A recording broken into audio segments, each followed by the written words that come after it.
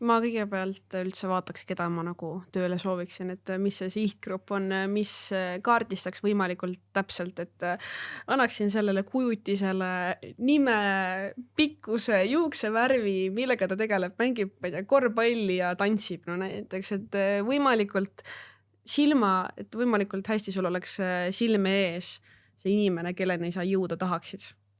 Ja siin on ka nagu, mina pöörduksin nagu mingisuguse professionaali poole, kelle sisu sa oled näinud ja sa vaatad, et vau, see on äge sisu, ma tahaks enda ettevõttele ka.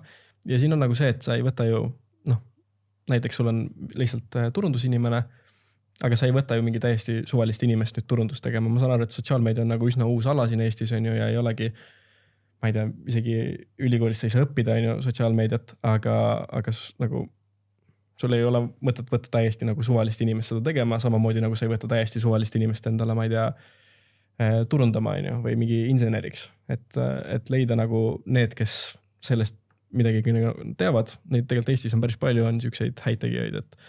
Või kui sa ei taha võtta kedagi, siis ju nagu Mihkel sa mainisid, et YouTube on õpetusi sisu täis ja küsid ChatGPTilt pane mulle 10 astmeline plaan, mida ma peaksin tegema, et olla sisus väga hea. Ja jah, et sa võid nagu palgata kellegi, kes seda oskab teha, see on see nagu lihtsam, aga seal on ka see, et olenebki, kumb sulle tähtsam on, kas sinu aeg või sinu raha. Jah. Jah, okei, nii et planeerimine ja siis valikute tegemine lõpuks on, et kus suunas siis liikuda. Ja kui sa nagu otsustad, et sa ise tehed, siis kõigepealt võib-olla sul on üldse kontoris keegi, kes oskab natukenegi sotsmeediat teha, äkki ta on kuidagi, tal on Instagramis ilusad pildid, ta natuke teab, et alati võid leida nagu oma töökeskkonnast kedagi, kes sellesse vallast jääb rohkem ja olla avatud meelega, julgeda nii-öelda läbi kukkuda ja julgeda nagu proovida lihtsalt, et. Ja minu meelest on ka see, et kui sul on see inimene, kes midagi nagu oskab ja tegelikult on huvi õppida, siis sa võid ju nagu talle täpselt samamoodi koolituse palgata, kes siis need mingisugused vaatab, kuidas ta teeb on ju asju ja siis annab näiteks soovitusi personaliseeritud. Et kas või lihtsalt kirjutada kellegile, kelle sisu sulle meeldib, et kuule, et meil on ettevõttes tahaks teha ka rohkem sisu, et kas oleks nõus tulema vaatama üle, et kuidas meil asjad käivad.